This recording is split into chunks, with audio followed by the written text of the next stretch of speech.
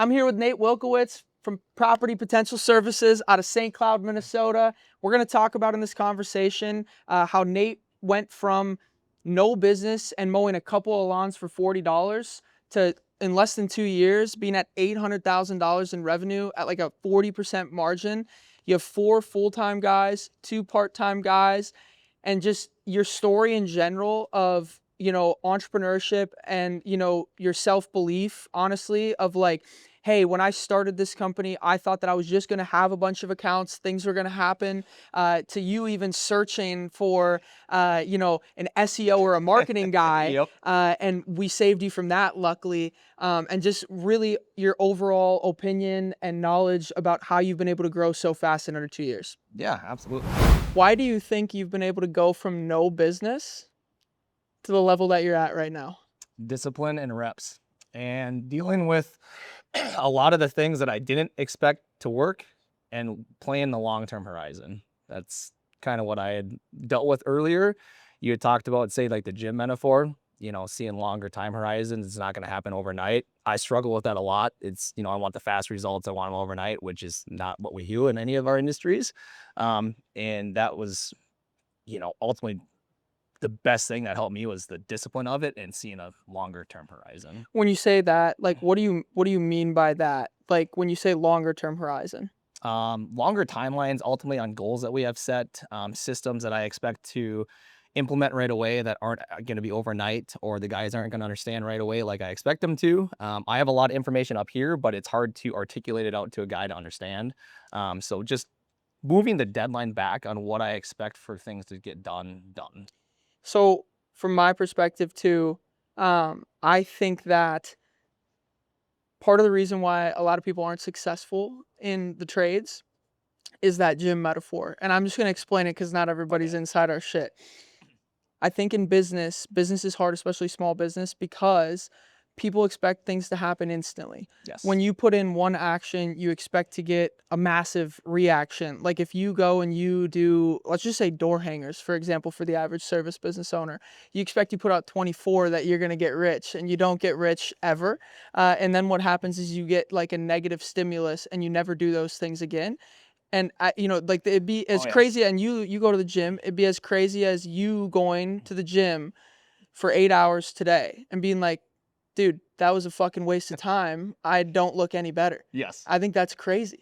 And that's the way everybody thinks. Can you talk about, did you think like that before, you started your business? And like when you were first starting, was that your thought process with some of the actions? Yeah, 100% too. I expected everything to blow up overnight, to be 100% honest. I can't lie about it. Yeah. And I compared myself a lot of guys on, say, their chapter 20 when I'm my chapter 1.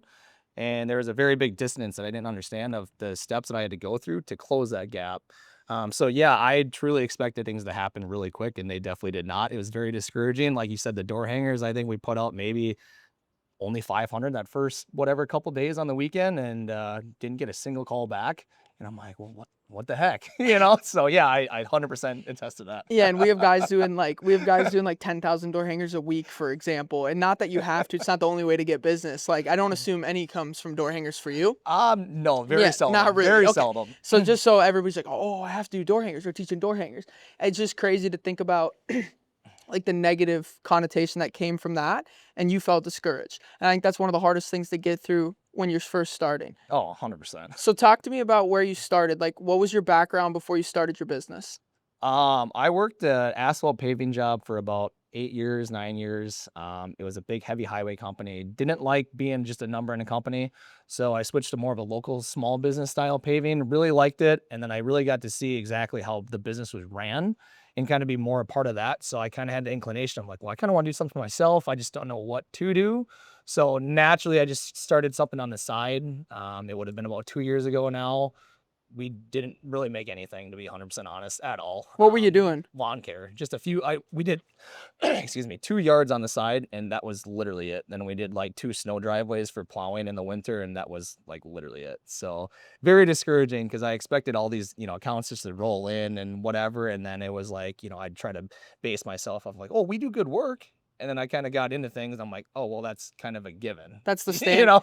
That's the standard nowadays. Yes. Doing good work might only get you 4 accounts. So I realized that that wasn't anything special. That's just the bottom line. And So to give some background, I found you on Facebook because you used to race BMX. yes. And we were friends on Facebook. I didn't really know you in person Correct. from BMX days like 10, 15 years ago. And then I saw you post, and this was at the time, I'm assuming, when you had like 4 accounts. Yes. I saw you post like, hey, I'm looking for like a marketing company or somebody to do SEO for me. And I think I commented or something. Do you remember? Yeah, dude, I think word for word, you're like, dude, do not do that. That would be a bad idea. Yeah, so what I did is I hopped on a call with you, and, well, here we are. The rest is history. Yeah, still to this day, I have not ever done paid ads. And so just to give some context, right? You were working for an asphalt paving company. You said, hey, I think I could maybe do something myself. You had 4 accounts. Where was your head, like, when you wanted to take the next step? Like, you even making that post on Facebook shows to me that you're trying to do better. Like, where were you at with the business mentally? Mentally, I was either it's going to work or it's going to work. I mean, it was either, we get to where we want to be. And at the time, it was just build a business and go full time and be self-employed. So I said, I'm like, well, either we're going to do that or we quit before we get to it. So it was sink or swim. No matter what I had to do, I wanted to do something. And when you started your business, how much money did you have to your name? $1,000, maybe, honestly. That's crazy. Shit on my 2 credit years cards, ago. everything else. Yeah. And what made you switch from lawn care? I know you're doing lawn and snow, and now you do crack fill, seal coating, all that stuff, right? Maintenance. What made you switch? It was just simply because of the background that I had was more in asphalt. So I tried to do something that was just, there in front of me because we had a mower, we had a plow, whatever. So that was the easiest thing to do at the time. Mow some yards. And I realized that it was, something I personally didn't like to do. So that I'm like, well, we can't really start an asphalt paving company. What if we do an asphalt maintenance company? And that's where it just kind of stemmed from there. When you started the first year, so you're like 2 years in full time. Yes. Right? For the most part, yes. What was like your first couple jobs in this part of the business? We had 3 big jobs that really set it off to let me go full time. How did this work? So I friend requested a bunch of guys on Facebook coming from phase 1. And I friend requested a guy that I used to plow snow with years ago. He worked for another bigger paving company. They got in touch with me and they're like, hey, we want to work together, yada, yada, yada. And they're like, hey, these are some jobs that we would like you to complete for us. So then I gave them the numbers. They said, sounds good. And then we went and did those 3. And I mean, the job tickets were all in the 5 figures. So I said, well, I think I'm going to be good with this. And that's instead of mowing lawns for $50 or not what? even 40. $240. The first 3 jobs that you bid, did you bid them correctly? Did you lose money? Did you make money? I actually put them too high, to be 100% honest, because what I was doing is I was factoring in like a 40% plus like another 40% on all this other stuff that I didn't need to be factored in. So it kind of kickstarted me in the right direction because I realized how high we could sell stuff. You stumbled into it. Yeah, so it was a happy mistake, if you will. So I actually made a lot of money on those jobs, surprisingly. So then it was like in the back of my brain, like, yeah, this is a no-brainer. So I quit my job. It was like end of May of last year, and then in full time for about the last year. So last year was your first full season. Yes. What did you do the year before in revenue? 10 grand or some shit? Before that, dude, maybe like $1,500, $2,000. Like if that. And that was when you made the post. Like yes. And why did you make that post? Like the looking for a marketing or an SEO company. Like why did you make that post? Honestly, A, I was desperate, but B, I didn't realize there was another way to do this. With your, not agency, but every agency that would come across my page, marketing, SEO. So that was honestly the only thing that I thought was there. Did you just feel like that was like the only way out? Yeah. Yeah, I didn't know anything else. Yeah. So, and then I had a bunch of people just contact me, cold emails, whatever, cold calls, and I'm like, I don't know if it makes sense to say drop all this money on paid ads or do some, big Google SEO thing. And it just didn't really sit right with me. So thankfully you made that comment on my post. Yeah, I don't think people even realize that our service is a service or like that it might be beneficial. Okay, so you went from like $1,500. You got with us. What did you do last year? And part-time last year, you were working a full-time job. What did you do last year? Last year, we were just shy of like 300. What are you on track to do this year? Almost $1 million. And no money in paid ads. 0. What do you think has been the difference for you, like an actual tangible thing that's made the difference for you to get to that next level? Straight up dropping my ego and not thinking I know everything. So when we did last year, I'm like, oh, we did pretty good, and I think I got it from here on out. And then no, I definitely did not. Shit always So happens. I kind of had to train myself to always be teachable. And I think that was the biggest step in, what got me there didn't get me to where we're at now. Yeah, I think I talk about this a lot. I just had a conversation with Logan Kiddock when we were having lunch. I think everybody cares way too much about what people think of them, and that will cap them forever. And that's why they won't make more money or build a bigger business. I was there. And the sooner you can drop that, the sooner you'll probably do the right things. We were having a conversation literally right behind us when he was ripping that concrete out, and he's like, I'm gonna do 700K this year. That's nothing. That's a drop in the bucket. Like he was naming big businesses in his town, Cannon Falls, which is a small town in Minnesota. And he's like, they have 100 employees. That is a real business. Why do guys in our industry think that they're doing 500K, 800K, a mil, that they have nothing to learn, they can't do better, they're the best? Like it was crazy conversation because he's like, everybody just thinks like, okay, at our age and in any of our trades industries, if I can get to a mil, I'm the guy.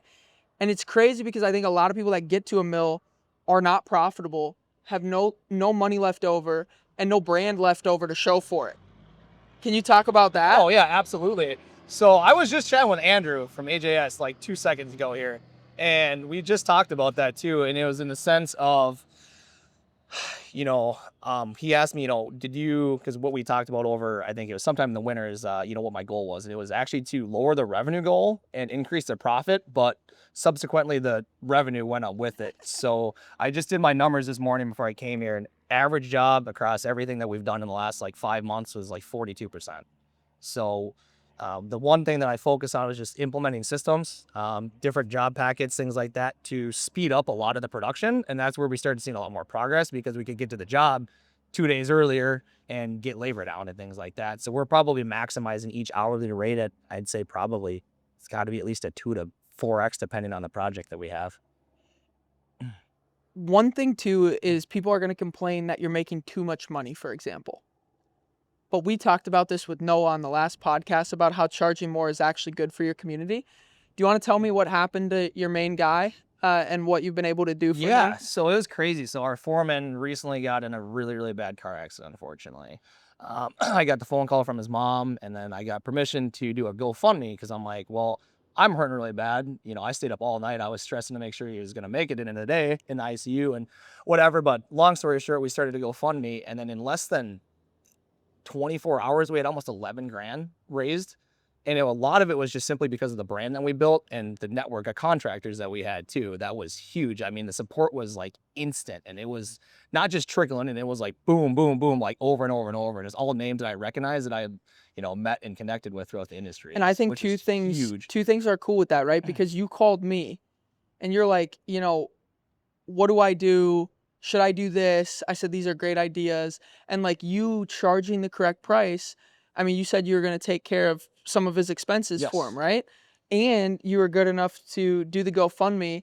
And the cool thing is about that, I think there's 2 things to building the brand the right way and being profitable. One is you now have a brand that if something were to happen in your community or to somebody that's close to you or somebody that is working for you, giving you, their labor, you can go out and you can help them, right? If you have less than 10 Google reviews, nobody really knows you exist, and you have 200 followers on your Facebook, you would post that GoFundMe and there'd be no money there. No, it wouldn't get shit. And to be honest with everybody, I probably do 20% of what you asked me to do. Yeah, I can't lie about that. Everybody does 20%. So I can't imagine if somebody would have put in, say, 50% in the exertion. It would be nuts. So even a little bit goes a long ways. Yeah. And so that was a side tangent because I think it's important to talk about like when you are profitable, what we're using that profit for. Yes. You're not using it for a supercar, a big watch. You're using it to make a bigger impact in your community, take care of your guys, and just do better overall. And that'll allow you to continue to grow because you have money left over to grow. Yes. Where do you think you're going to be in a year or 2 from now? Like, how has your mindset shifted too from like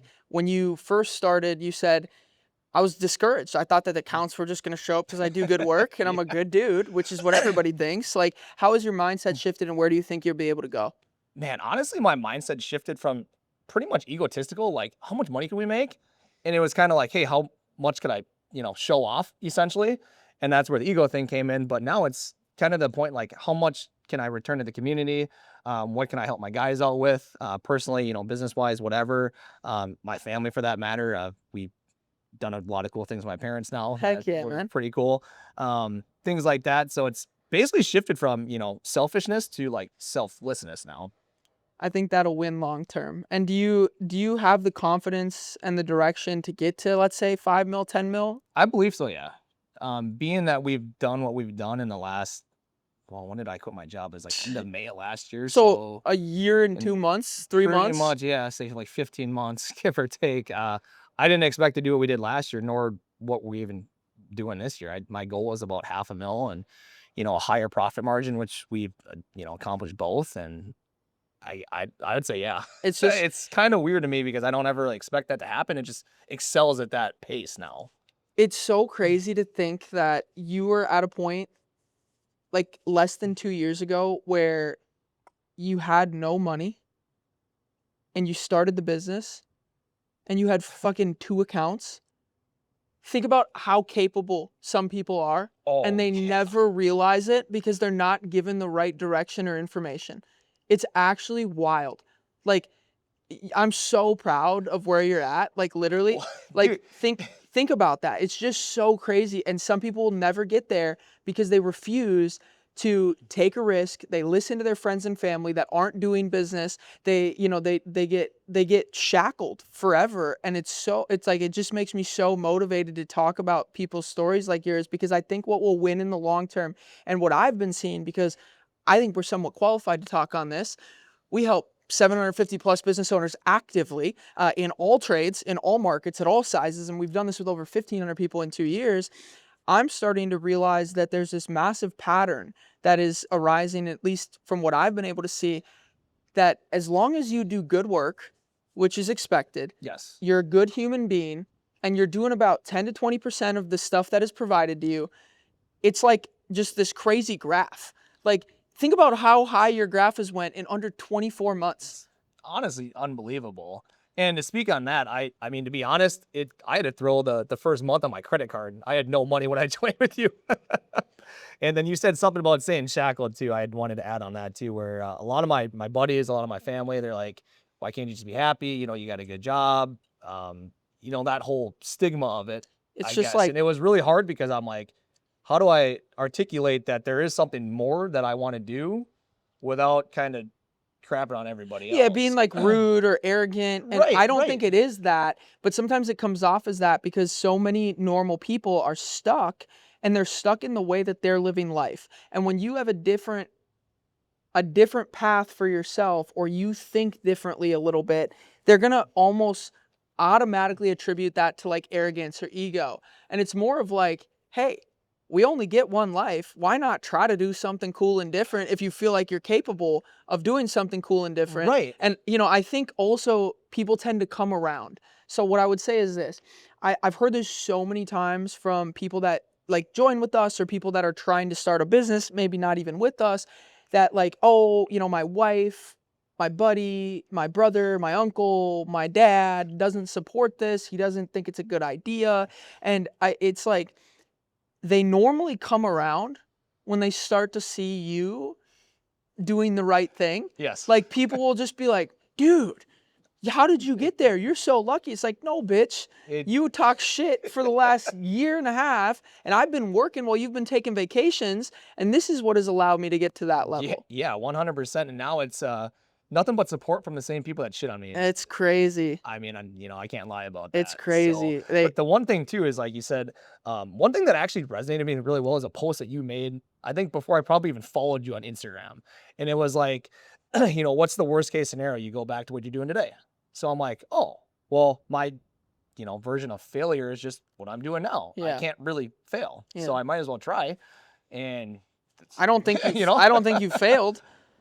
No, I don't think so either. You're doing better than 98% of business owners probably listening to this, and some of them have been doing it for 5 to 10 years. But they've been doing it. I'm lucky I had you to start. Yeah, they've been doing it sometimes the wrong way. It's tough for us to see, and we're trying to get guys' stories out like you to help other people, like other good people. And I think you're a truly good human being. That's one thing I think that Thank you. that's part of your competitive advantage, though. There's not a lot of people that truly care and truly want to do good, and that's what's capping them in their business. And they don't see it. They're not self-aware to be like, damn, I'm waking up late.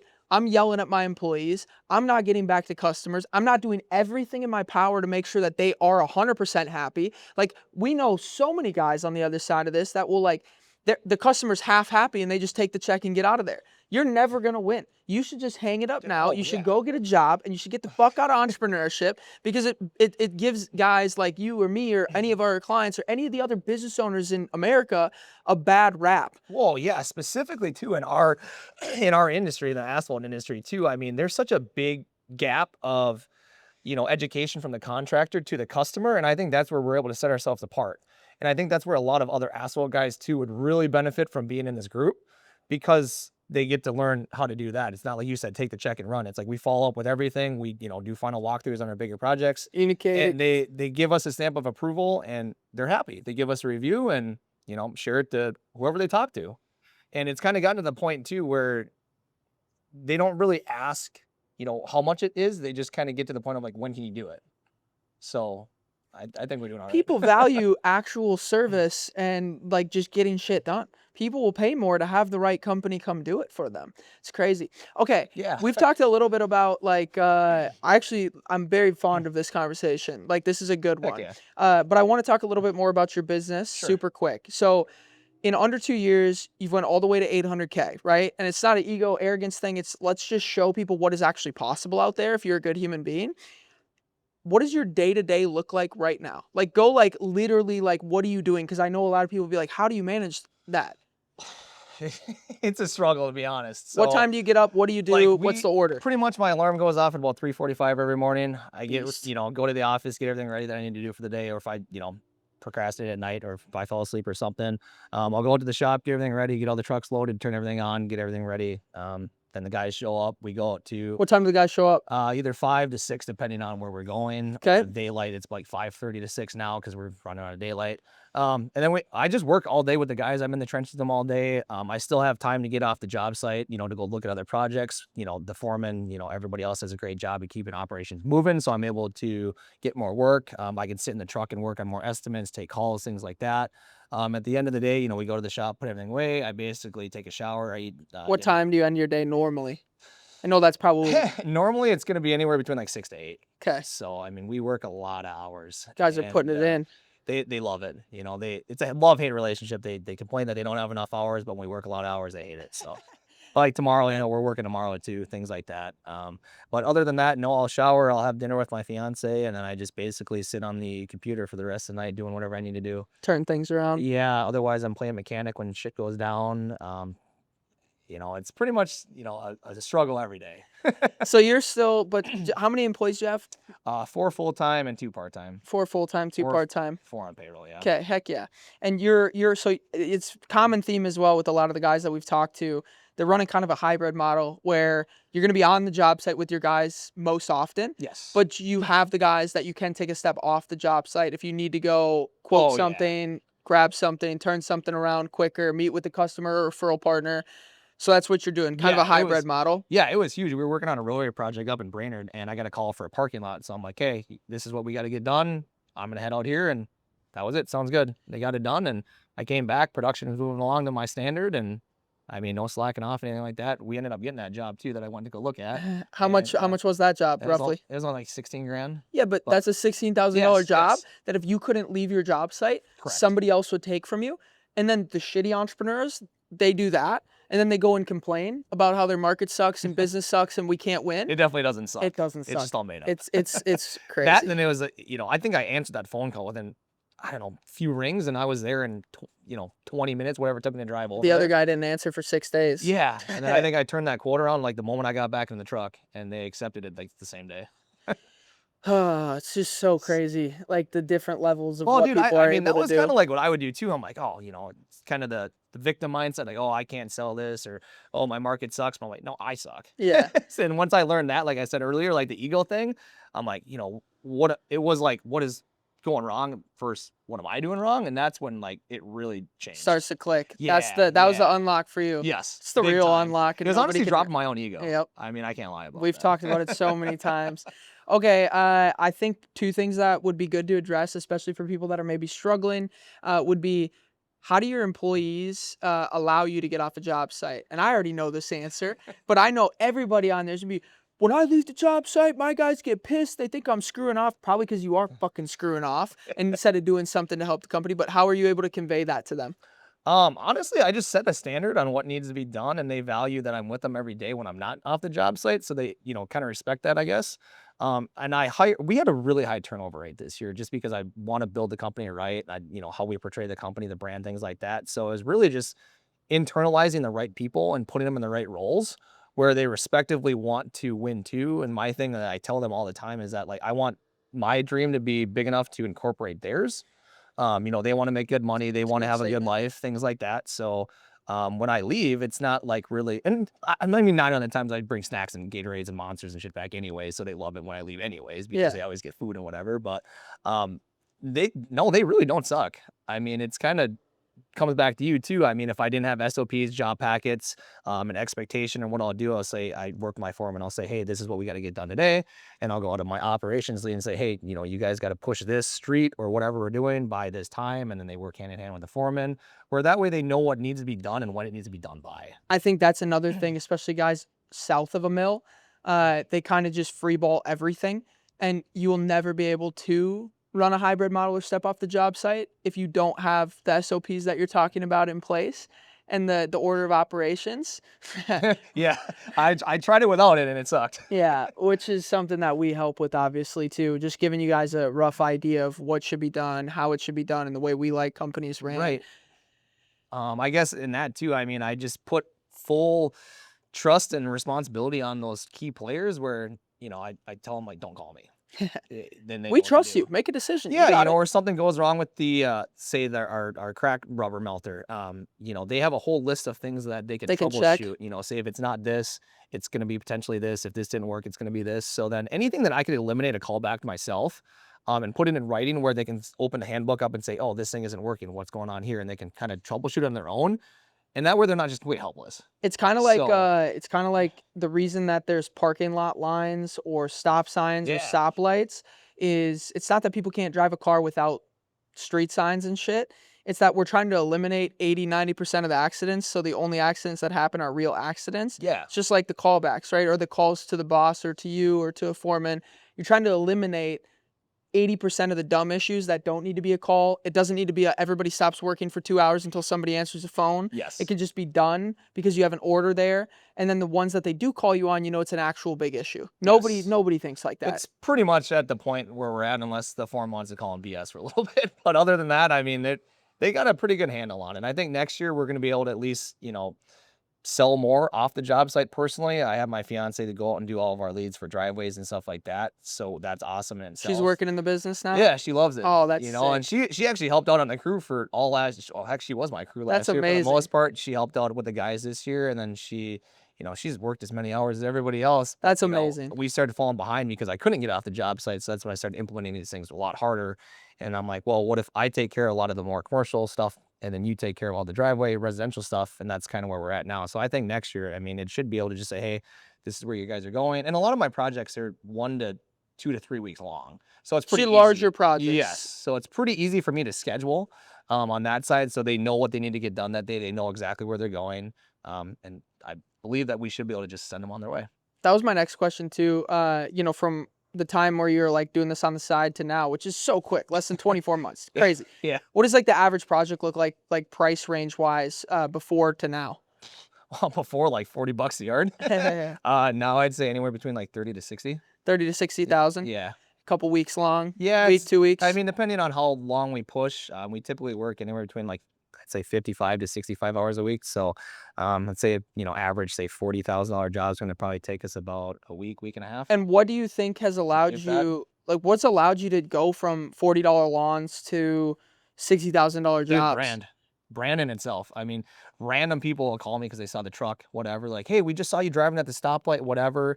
Or like a lot of the bigger companies that I work with, paving wise, they all kind of know us now. You know, if we were unbranded, I didn't, you know, introduce myself all the time to certain people. I wasn't kind of the face of the business. I don't think we would have really got anywhere.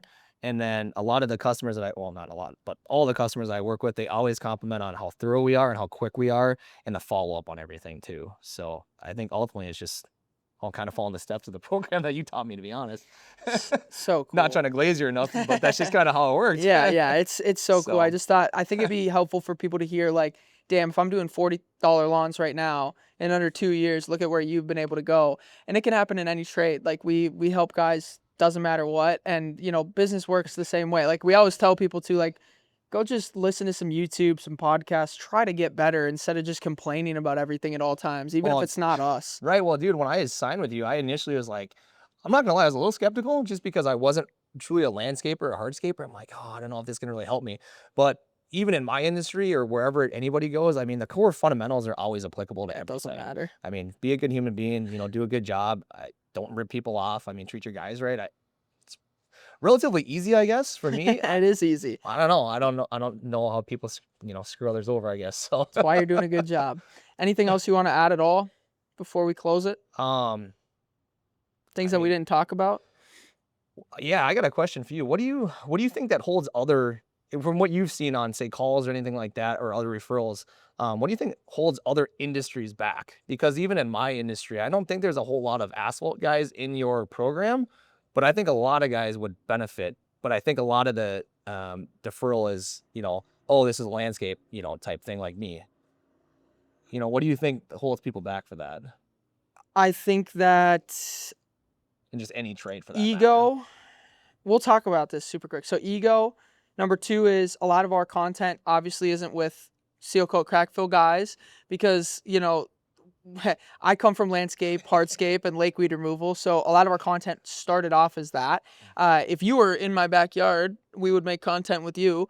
So I think the content isn't there. I also think it's a lot easier to get into like landscaping, for Sure. example. So I would assume, and you could catch me if I'm wrong, like in your industry, a lot of the owners are probably older and have probably been doing yes. it a long time. Yeah, they've eaten shit for 20 years. So like I think if we were to poll a random high school of guys, like who's going to start a landscape business, maybe 10 hands would raise. Right. Think if we said who's going to start a, you know, Very asphalt true. maintenance company or paving company, Very true. I think almost no hands would raise. So I think for your industry specifically, there's less guys overall. There's less young guys, and Yes. old guys normally think they know everything, even if they're only at 1 mil or 2 mil, and you know they've been doing it 10 years. They think that there's no way we can help. Yeah, I'm not going to help you with doing the crack fill better, but we'll help with the business Oh, yeah. a lot. So I think those 2 things, and then the third thing would be as well, like again, the content, right? If all of Sure. our content on our page was you, I'm sure we'd attract a lot more guys like yourself. So I think all 3 of those things Okay. play into it. I was just curious for your thoughts on it because I wonder why there's not more of us. Well, it should be more. That's what I'm saying. We'd love more of you guys. That's what I'm saying too. But yeah, that was my only question for you. I Any other guess. things? So, Are we good? I think we're probably good, man. Thanks for listening. We're gonna do a bunch more of these. I think we're on like number 7 maybe of 30. We're gonna try to do every industry, every revenue range. And I appreciate you giving us your time. Thanks for your You're a feedback. great dude. Where can people find your company? Property Potential Services, Google, Facebook, Instagram, website, everywhere. Make sure to follow along with Nate. Appreciate your time. Thank you guys.